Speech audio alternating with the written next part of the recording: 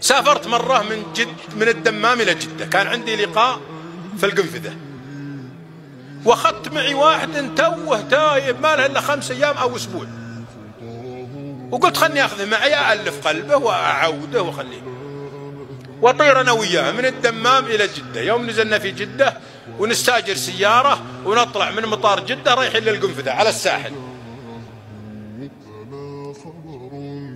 أنا معي 150 ريال، استاجرت السيارة ب130، وحنا طالعين من المطار عبيت بنزين ب20، ما عاد معي قروش.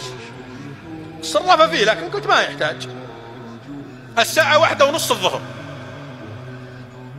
ونطلع على الساحل. يوم حنا في الطريق قال خويي وش رايك نتغدى؟ قلت نتغدى.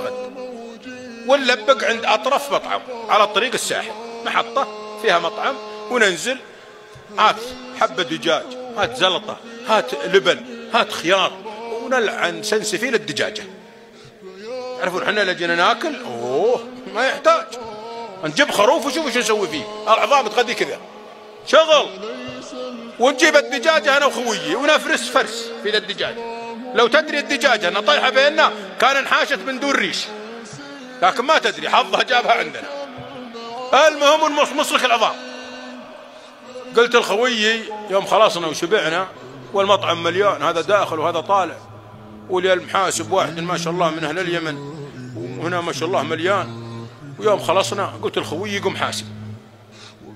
قال لا والله أنا ما بعد خلصت، قم أنت حاسب. قلت أقول لك قم حاسب واترك عنك بس الخرابيط.